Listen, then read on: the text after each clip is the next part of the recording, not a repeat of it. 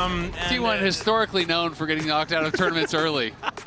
Much like their world's record where they've never they didn't been even knocked win out the early first ever. MSI, you know, Crazy. 11 years ago. Fallen off. Yeah, fallen off completely. Let's have a look at the draft here as we dive into it. T1 are going to ban away the Vi and the Rumble again. Should just be the Jarvan if they want to keep things the same. Poppy ban. And the cheeky Poppy ban to come on through. So Casey, I'm assuming, is his first pick then, because otherwise you probably would have banned the Bard. Yeah, and also T1 still has a ban. So of course, yeah. So Busio also is really well known for his Bard, and the question is, are you willing to just like first pick it? Because if you're not, then I think Keria's going to take it, right? So that it is always quite a risk. Busio to me was definitely the best Western Bard player. I think he was absolutely last year one of the best Bard players in the world. Period. But I think we have the two best Bard players. You could never say game. The best. No. Because unfortunately, Keria exists. Yeah, and Busio might even use Keria's skin. They lock the Cassio instead. So this is what I was going to say, is that in the West, not a lot of people are willing to blind Bard, right? So I am very curious to see what Busio's answer is, because if you're not willing to blind it, I expect Keria to take it 100%, and then to me, that is Casey laying a trap. Whether or not the trap will work at all remains to be seen. We've seen a few teams attempt this. Yeah. Do you want me to tell you how it goes? They lose. Yeah, Keria has a highlight reel, and then they lose the game. It might, there might be an option, there might be an angle, and obviously the Cassiopeia is very strong, but it is a risk, to say the least. As Oner is considering a Wukong here, it would be a lot of power coming out of the jungle, definitely a little bit of a different vibe, although still wanting to race to level 6. In that early stage of the game. Yeah, I mean, Keria in competitive play this whole year has not yet lost on the Bard. Has played it only 5 times. Yeah, but he has not won allowed every single one. And exactly, that's what I was going to say, is the reason he's only played it 5 times is because it's always banned. It is the #1 pick, banned against T1 by far, in 75%, over 75% now of their games. And so Camille support could be the answer. I'm kind of curious, because Busio is a very flexible player. He is famed for going for all kinds of crazy stuff. So we will see, how spicy they want to get in the bot lane. Would it just be Ziggs Camille to come out right off? The Ziggs was banned. That was the last ban from T1, so they got rid of it. And that's why I think that this is somewhat curious, right? Because are they going to play? That is true. You could theoretically play it towards the top side, but this is the lane we saw yesterday. And it was into the Caitlyn bot, if I remember correctly. So the Ezreal Camille going to come out once again.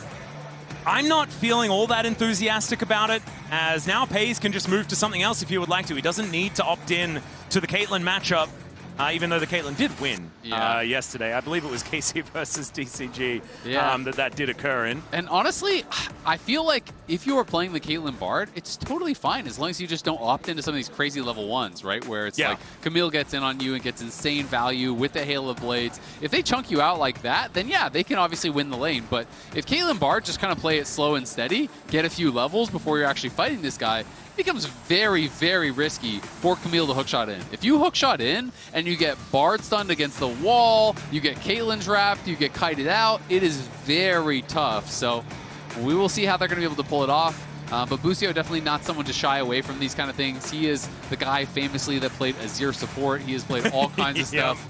He is that kind of a player who, if he believes it is the right matchup, he's not going to worry about it going wrong. He's just going to think about it going right. And I always respect that, because that is the kind of player that Keria is too. And that is, part of why Keria has become the best support ever, right? Is he has that unwavering confidence in himself and his ability to pull off any champion, any matchup, in any position. Yep. And you can also Hextech Ultimatum the Bard, so he can't magically journey away, which is kind of fun. We did see that yesterday, and it did work for getting a couple of the picks. I just don't know whether it's quite going to be enough, as the Galio is going to be taken away from Faker. I think Galio Wukong, a fantastic combo, great one to deny as well, as Faker has been pretty good on the Galio throughout the years. And one more ban to come through here. Will it be more focused towards Yike? That is the question. I think so. It makes a lot of sense, right? You just keep limiting. But instead, Canna's going to have that Gnar taken away. Yeah, his signature pick, I would say, for sure, is his Gnar. Very, very good on it. Known as a really strong laner. He's excellent on the Gnar. And so we'll see, you know, what they are actually looking to play here for Doran. Obviously, last game was very, very focused around playing through side lanes. They have the Nocturne, they have this Jace that built up this big lead. So I do think that KC are going to want Canna playing something that is a carry that can have kind of more individual agency. Ooh, the Vayne. I think maybe Canna might be looking for a Crocodile. Yeah, that would make a lot of sense. See what Doran has as far as an answer, or he could just take the Renekton himself.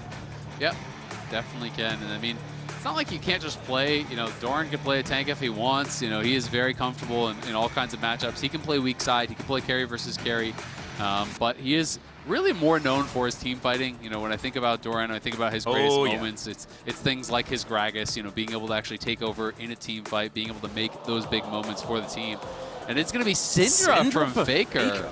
Really cool, because I know a lot of people do not feel comfortable in a lot of matchups against Cassio, so going to be able to take a little bit of a longer range approach.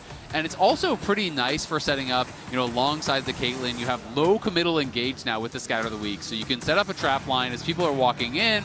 You could be fishing with scatters, fishing with poke, fishing with bard ults. You know, if you hit any of that, now all of a sudden you have a tremendous amount of damage and follow-up coming through. And Qiyana has been getting some pretty good buffs on this patch. So I like how Busio can't hover Vayne anymore, so he hovers Space Vayne instead.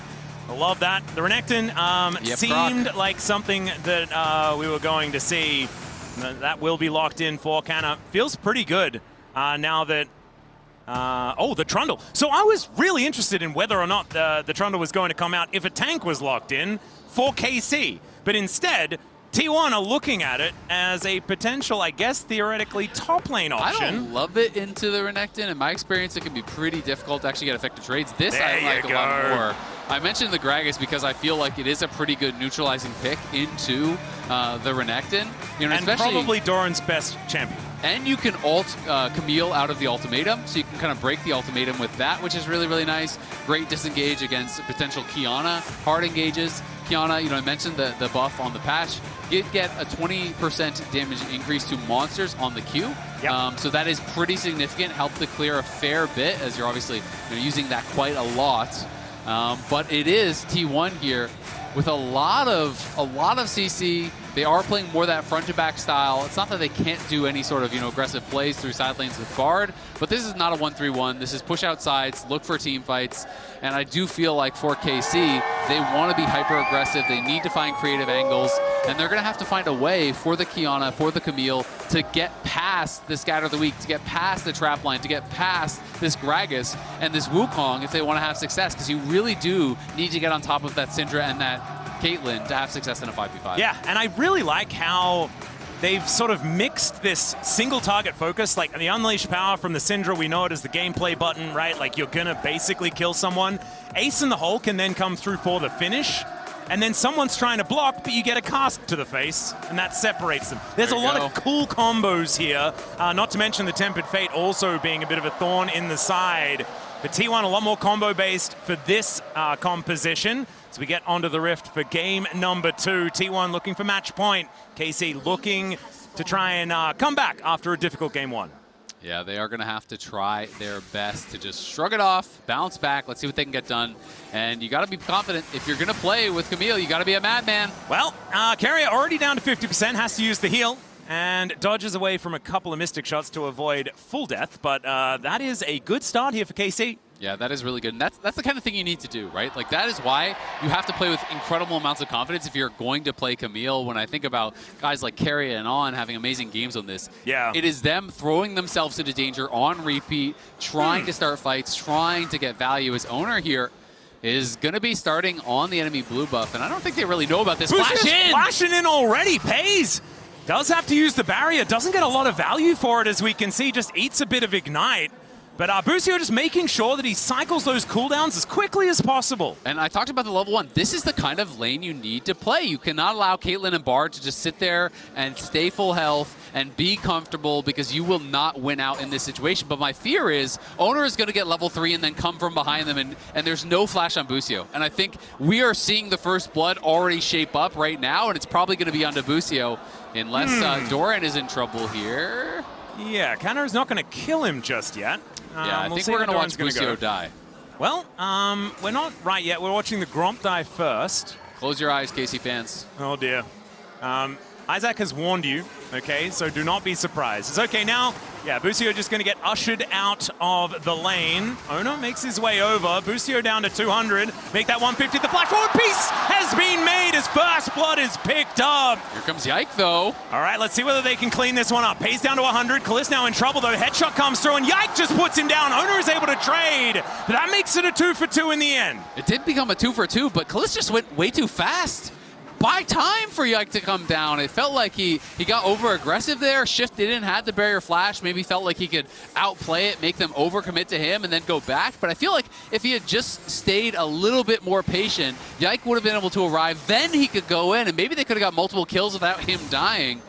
Because at the end of the day, it is Yike benefiting from this play, but Caliste still ends up behind, and now this bot lane 2v2 is going to be that much more difficult, because look at the buy for Caliste. It is just a tier. Peyz went back and got double longswords, much more combat power purchased up here for the T1 bot lane. Yeah, that is some versus 0, if my mind is right. It's Yike. He was the big benefactor, and I actually think that a Qiyana that gets accelerated is sort of the only one that has value. And so Yike is in a great position in this game. Oh, he's looking for bot, but I think Oner has a read on this. Yep, he is going to get stunned, but now Busio is in trouble. Still doesn't have the flash, remember. Peace once again, and that is another kill onto this Camille. Magical Journey is going to bring them over towards Yike, who tries to get into stealth to try and get out. Nice double stun. But guess what it means? Absolutely nothing as Peacemaker comes through yet again. Yike is still trying to skip around this jungle. Just terror shaping and things like that, but Keria has the meep slap, and down goes the Qiyana. That's 1-0-3, 100% kill contribution for the Bard out of Keria. And it's a moment like that where I want to hear comms, because I want to hear who from T1 was calling for Oner to pull off there. You know, was it him that had the read that Yike was coming? You know, who actually set up this play? Because, you know, here's the previous play that we were talking about. So I want to watch it back and actually watch Caliste, because to me, you see these low health bars. He is doing fine here. Wait for Yike to go in first. He is full health. The Arcane Shift in early, to me, was the big mistake. I don't think you needed to do that. You could have just waited a couple more seconds, and at the very least, I think you kill 2 and you live. And then he has his summoners for this play where Busio goes in. They're expecting them to be able to win this because Yike is coming behind, but then they spot Oner and they realize, oh god, we can't actually keep going forward. So Oner pulling off the Krugs there to move down to bot to either cover or to look for actually a fight himself was so critical. So whoever called that, whether it was Oner himself or Peyz or Keria, recognized that, hey, this is the moment that they'll be going, really made a big difference in that game, because that got them not 1 but 2 kills, and Peyz even more accelerated. Oh, Keria just able to magically journey his way out of that situation. We'll be all right for now. Busio still level 3, as Keria does tick over to that level 4 now. Faker was having a little bit of trouble in lane. I think that kyeahoo was doing a great job on the Cassio, but as we can see here, it hasn't really equated to too much of anything at all. They'll get the crash, and we have kyeahoo making his way back into lane now. Yeah, we talked a lot about Keria on Bard. This is why we're talking about Keria on Bard. A 12.6 KDA with over 40 competitive games played and an over 80% kill participation means you're probably not bad at the champion, if I had to make an estimate.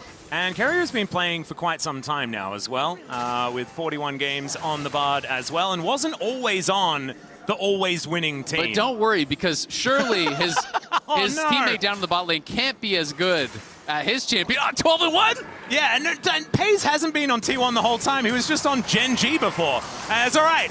Canna is now having to blow the ultimate.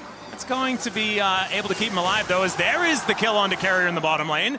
Peyz able to get the net to safety as he finds the headshot onto Caliste as well, but it is a good dive onto the Bard. In the meantime, there is still more happening here in this top lane as Oner does make his way out, and now Canna going to take that as an invitation just to kill Doran if he can. Good body slam does come on through as Peyz is taken down, and KC finding some opportunities here on the map. That is massive for KC, being able to take out both of the T1 bot laners, and just like that, Caliste is back to parity, because even though Peyz had those 2 kills, he's been missing a lot of farm. You know, that wave was crashed to the tower there. They're obviously fighting a lot, so he's not always around to get all that CS. And then on the top side, T1's play did not work out onto Canna. And Keria looking here. Yeah, Faker is still with the ultimate. Does have that available, but not look too at much items behind it. Yeah, there's just some Swifties and a rock. Exactly. You bought Swifties, you bought some mana, so not going to be able to do much there. As Doran trying to keep him off of this tower, but Canna knows he has no explosive cask, so there's not really that risk of the wave just getting one shot and you picking up turret aggro.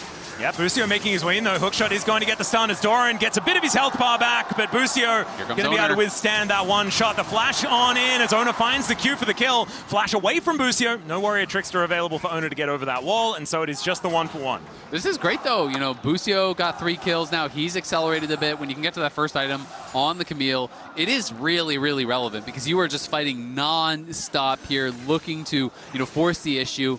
And Canna, this time, is in a way better position. Yike is in a way better position, which I think is so important after a game like last game where you're getting Flame Horizon, where you're in this, you know, unplayable position that he was in. Now he has agency returned to him in a game like this, and he's been so critical for KC and their success throughout this split. So it's going to be exciting to see what KC can do now with a gold lead here. A big series of plays for them really gets them back into a great spot.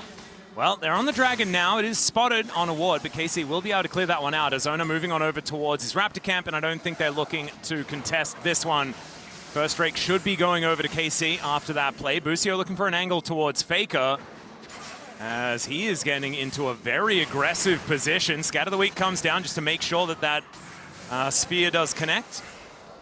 And he just moves himself out of the way. So that is the first Drake going on over. Canna now just blowing the ultimate, but the magical journey comes through Cask. He's going to pull the Crocodile away from the turret, and that should be the kill. Oner picks up that one as well, moving to 3-1. And T1 finding the cross map. Yeah, nice try there from Canna. Almost took Oner down. One more tower shot probably would have done it, but didn't quite have the ability to do it. Faker in maybe a little trouble as they have TP'd, and Yike's coming behind Faker as well. Yeah, that is a lot of True Shot Barrage damage to try and take down the Wukong, as Faker able to get away from this supreme display of talent, but that will not save his turret, or at least maybe it will. Second plate not going to be claimed, and Faker will just be going back now. Yep, and T1 make a play on top side. KC make a play of their own. 3-man go in towards Faker. They force out his flash. But meanwhile, T1 was taking this. They get all 3 grubs back-to-back games, so are going to be feeling pretty good about that. Especially when you are playing with the Caitlyn, you want to be sieging these towers, you want to be putting that pressure on. But of course, it really hasn't been that kind of standard game where Peyz and Keria are non-stop pushing, because it's been more about the scrapping, more about the fighting, not so much that standard push them in, whittle down the tower play style that you see from Caitlyn. Yeah, and I think that KC, I mean, they have a 1.5k gold lead. This is a great game for them so far. And T1, now we get to kind of talk about what T1 has looked like this year, right? Because this is actually kind of par for the course. They've done a lot of, we're going to fall behind, but then we're just way more coordinated and way better at you when the late game arrives, right? Yep. Like, they can always just find a team fight, and then the game is all of a sudden over. And you think that you're in a comfortable position. You think that you've got the game in the bag, but T1 disagree. And it's been really frustrating if you're not a T1 fan and you're watching your team just cruising, having a good time, and then it doesn't quite work, as Faker has found Yike, or has Yike found Faker? As True Shot Barrage going to come on through. Busio going to take that kill with the Hextech sweep, and that is the first death here for Faker in this game. Yeah, I mean, you look no further than yesterday. They were down 59-26 gold in game 2, you know, versus TL, obviously able to come back, even with a compositional disadvantage, and still win that game. They were down 1,200 gold as well in game 3, able to, you know, it's a much smaller lead, but still, from deficits, they are never out of it. Their team fighting is so good, and they have such strong playmakers on this team that are very difficult to deal with, as Keria, I think he might just be dead. Yeah, Supreme Display of Talent does come on down here. It's the flash from Keria looking for the Cosmic Binding onto Canna and Yike, but it does not work. Sad bark noises as he is going to get taken out. Teleport will bring Doran towards that top lane as he's looking for Caliste alongside Oner, but they're not quite able to find it in time. Yeah, at the very least, no. Picking the Arcane Shift does not actually quite get there. He did get the flash off Canna, so you know he looks for that flash. It looks a little bit strange, but he's looking for a flash to redirect his Q to bind Canna and Yike together. Yeah. So Canna then flashed the binding to make sure they didn't get stunned. So yes, he does go down, but it is a trade of flashes at the very least. And the Renekton flash is actually quite valuable. So, you know, being able to play in that team fight a lot harder to access backline without that.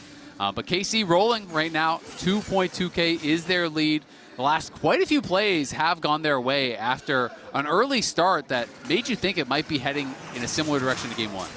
Well, Canna, remember, freshly without that flash, like you were just talking about, Oner going to come on over and look to see whether he can capitalize. But with the wave being thinned out, should mean that Canna can get himself out of there and everything should be all right. Yike just securing this blue buff. I don't think Oner is going to opt in for any sort of smite battle there. Yeah. And this time, Yike is returning the favor with quite a few camps in advantage. Thanks to his 2-0 start on the Qiyana. Actually, just looking really, really good on this champion. And as an LCK representative, we're very used to Qiyana just not doing a whole lot and losing the game. That's what she does in my region. And we are learning that that is not necessarily how it's supposed to go.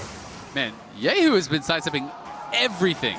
We just saw him dodge like 6 or 7 skill shots in a row there from Faker. Really well played as Oner is able to steal away the Raptors and may find Yike here, but Canna is moving, so has to be a bit careful. Canna going to come in and support. You can see Faker was cheating up towards that side of the map. T1 wanting to overload the top side of the map, but meanwhile, Busio was hunting around mid lane, and Caliste is pushing down bot lane. We'll see who gets first tower. It is going to be pretty close, and the first tower is going to go to KC. Yeah, and just like solo that, gold Caliste is 1.1k up. Exactly, so gets all of the gold from those plates and gets to hang around for that first brick as well. So that is a very powerful Ezreal moving towards 2 items very quickly. This is something that we illustrated yesterday. Part of what gives you the advantage as the Ezreal in this matchup is that when the Caitlyn's weak, you are really, really strong. And we can see that that is precisely what's going to happen here for Caliste, getting very close to that Mirror Mana. Needs a few extra stacks on the tier, but they should be coming in very, very quickly. And when you get your mana mune before the transformation of the tier comes in, that's when you know you're ahead of the clock. You're feeling really good about it, as oftentimes you do just get that instant transformation if you're just playing out the game in a normal sense. So really nice pacing so far for KC, as they are going to be able to take Double Dragon as well, and it's a Mountain solo this game. Mountain actually really strong, honestly, for both sides, because there is a lot of burst in this, a lot of upfront damage, but we want to know, who do you think has the better fandom, because these are 2 of the teams with some of the largest fandoms in the entire world. Oh, Peyz going to get put into the Hextech ultimatum. Nowhere to go and will be taken out. Busio able to take that last turret shot as well. And when you can guarantee that type of kill, then that's when you know that the Camille support is working out. But speaking of support, yes, we want to make sure that we get the Blue Wall versus T1 fandom. And honestly, T1 fans, I'm pretty disappointed from your prediction. Like earlier on today, they lost the prediction. They lost the prediction battle. We don't see that from T1. So spam T1 or KC in chat. Let us know who you think has the better fandom. But Busio, super strong, just goes straight in here. Keria tries to come through and prevent as much damage as he possibly can. Throws the Bard ult not onto Busio, but onto Caliste, because he wanted the tower to stay onto Busio there. But they're going to look for Yike. Yeah, Yike does throw down the ulti, though, defensively. Oner should have another Cyclone in order to take him down, and actually gets over the wall. But Canna and kyeahoo turn up as well, and that is going to be the answering kill onto the jungle. And now Faker dealing with Busio here, and does have to get himself out of the way. Keria taking a little while to die, but he will indeed do that. You've got Peyz going for a cross map towards the bottom side, but T1 are just falling further and further behind. Yeah, I mean, this is a crazy game from Busio. You know, it was 5 kills. He almost was solo killing Faker there on the side. He is ridiculously strong. Has had this Thundered Sky for some time. Right. Has had his completed sword. Okay. Equilibrium has been restored. As that is a really nice arcane shift from Caliste, making sure they don't get thrown T1 power into the right there, for sure. Yep. I think they may have taken the initial vote personally. Yep. All right, Canna now is just clearing out the wave, and that is Peyz not able to quite find the value that he's looking for. This is the problem, though, right? KC cannot rest on any laurels. No. Laurels are illegal in a matchup against T1. Stay away from the laurels. And we've seen so much of these type games, right, where Peyz is on the Caitlyn, falls into the trough, and T1 are looking like they're falling apart.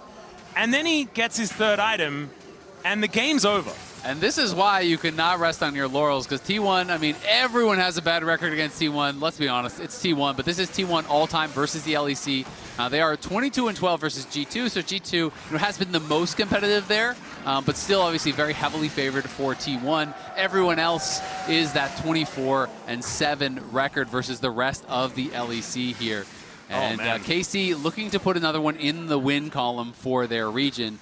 But it is very difficult to get across the finish line here against a team like T1.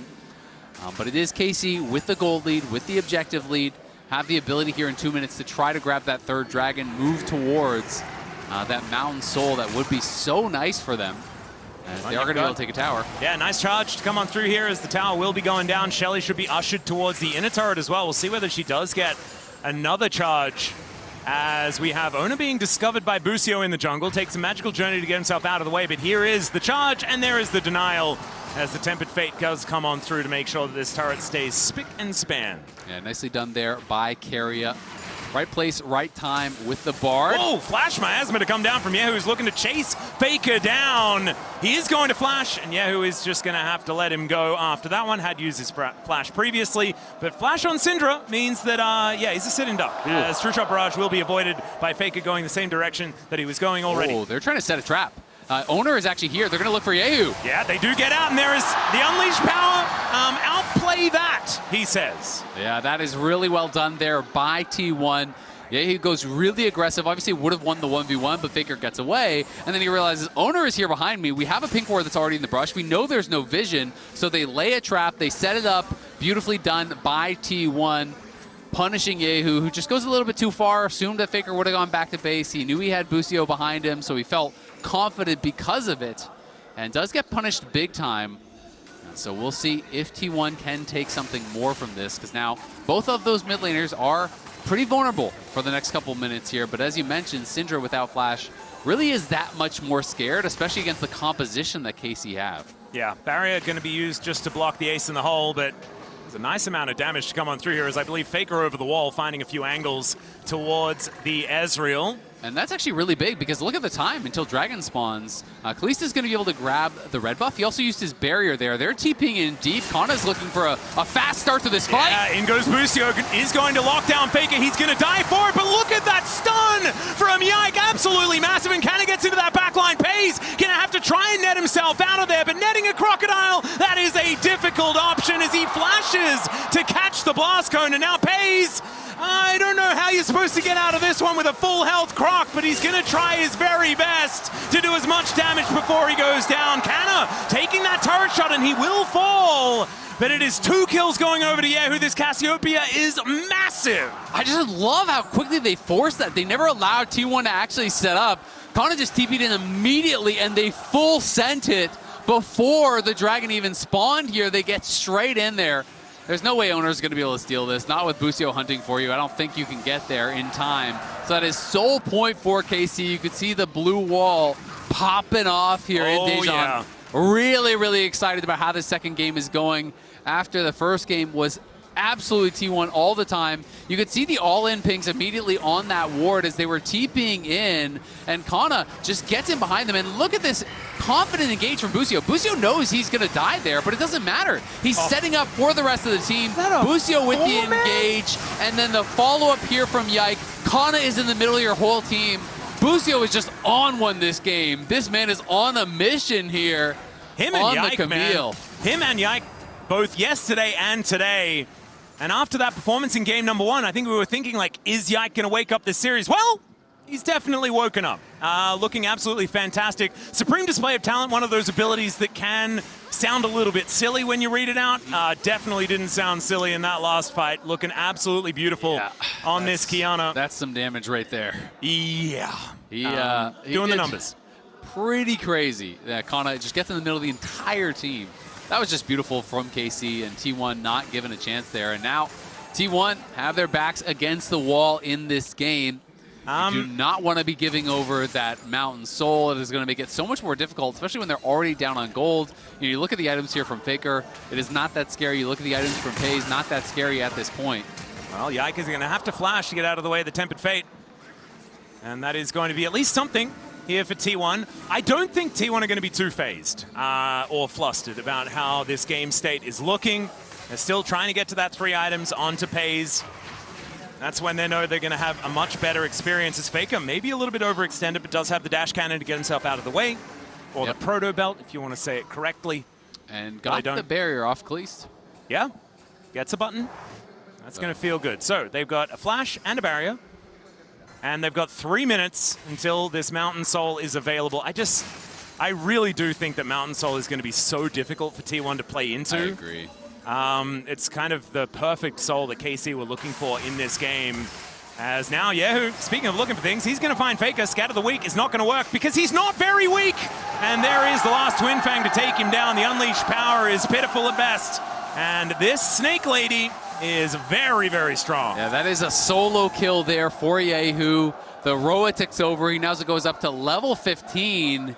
And this has been a problem for Faker in the LCK. He has been getting a lot of solo kills, but he is second in the entire league in solo in isolated deaths. Yeah. And you can see here on the Coinbase gold grind, a very significant damage, rather gold gap being opened up here by kyeahoo, who is now up 1K.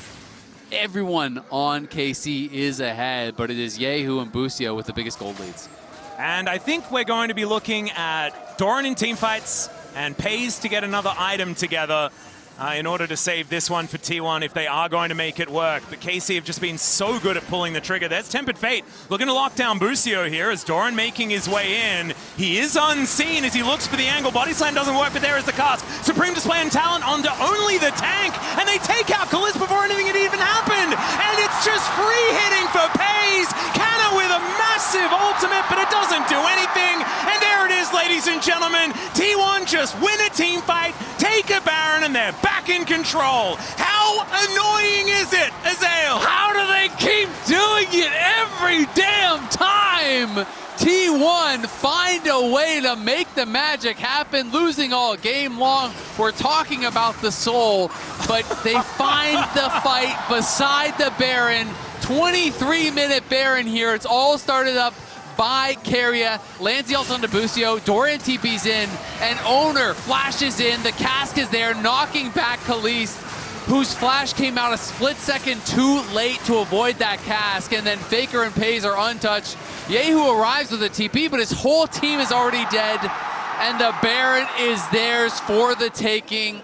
Oh, it's my so goodness. reminiscent of the series against TL yesterday. You know, T1 just grabbed these Barons, it feels like, out of nowhere, and now it is only an 800 gold lead here. It is soul point available. You talked about the third item. Peyz has the rapid fire. Oner is on 3 items, has reclaimed that gold lead. And now KC are really going to have to be on point if they want to win these next fights because they've lost the gold lead. It is so hard to play a 5v5 with Camille and Qiyana. You got to be perfect. Well, they're going to look for it here as Busio gets over the wall with a hook shot. The dash cannon to try and get him out of there, but that Hextech ultimatum not really working as Canna gets into the backline, looking for Faker. The unleashed power, though, and he's taking so much damage. Peyz, untouched, finds the auto attack as he gets over the wall, and it's a double here. Oner with the Nimbus strike, looking for Caliste, and that ace and hold doesn't work because his target has already been taken down. And I just feel like T1 have made it out of the trough, and now they're just skipping to the finish line. As Faker eating some honey fruit, Peyz looking a little bit worse for wear. But kyeahoo cannot step up. Yike, similar story as T1 look to deny the soul and get themselves back into this driving seat. 3,000 gold on the Red Bull Baron power play, and Yike, ace in the hole, finally comes back up again. And Busio is going to get on forward.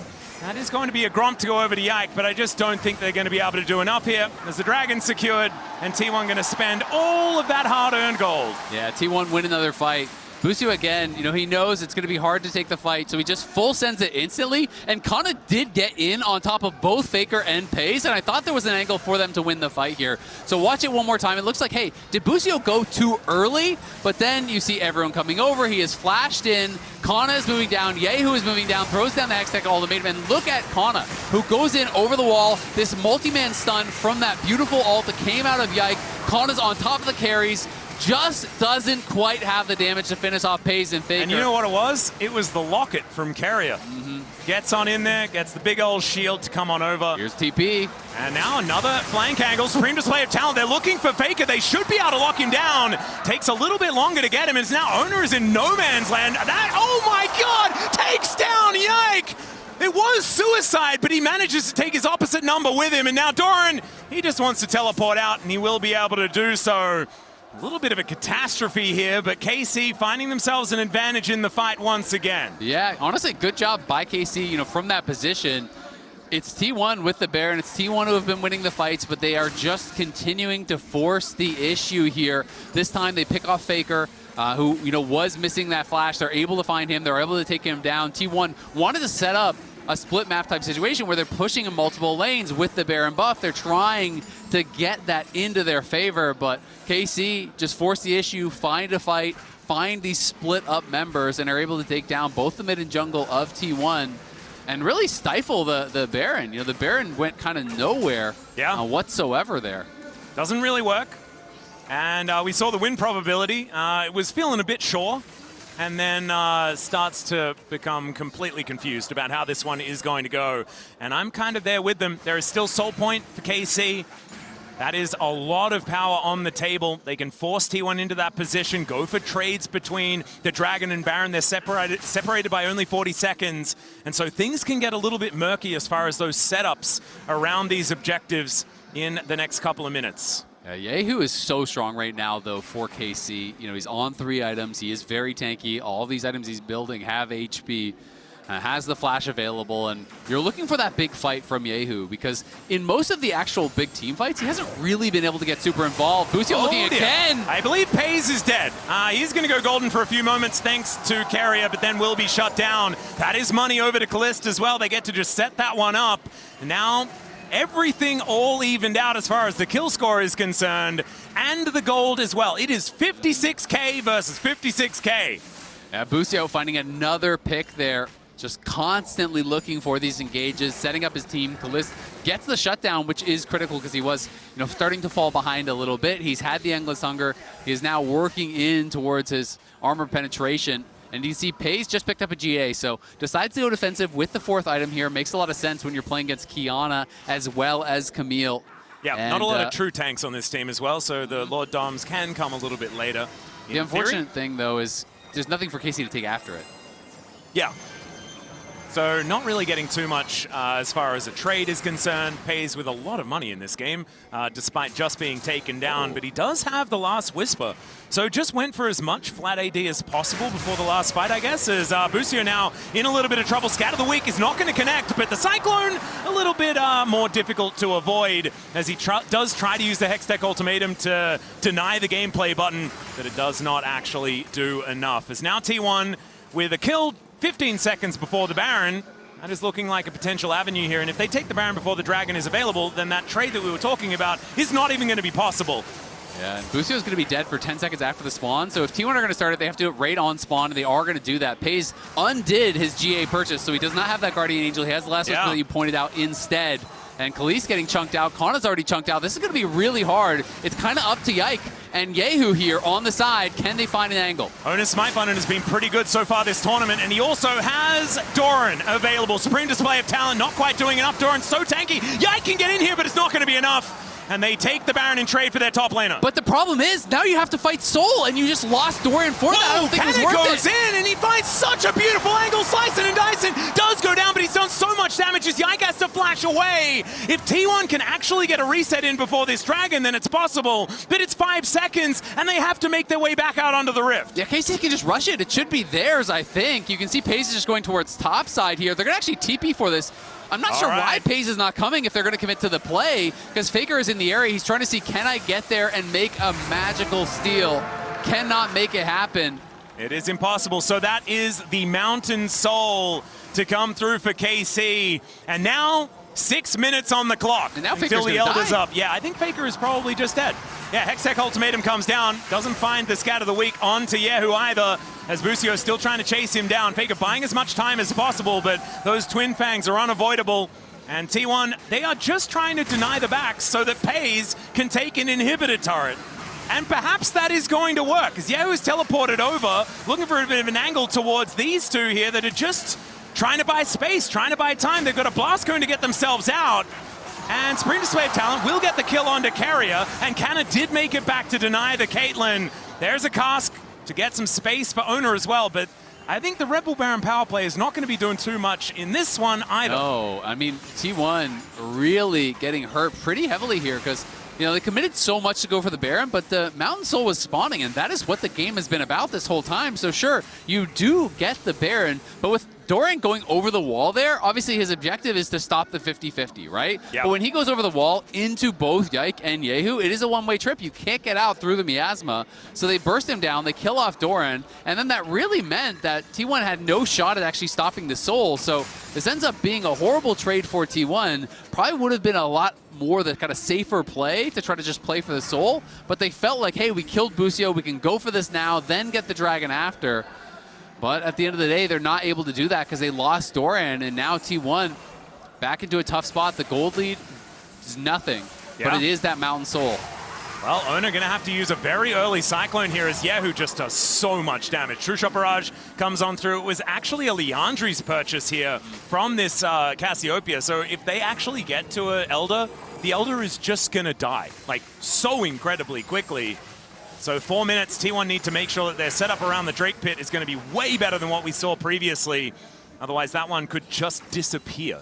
You can see Doran's gone for the Bandle Pipes. I mean, he knows the game really is about I think I know which song Peyz. he's playing as well. A bit of the yakety sax out of this guy so far, as T1 have been playing fast and loose in this game.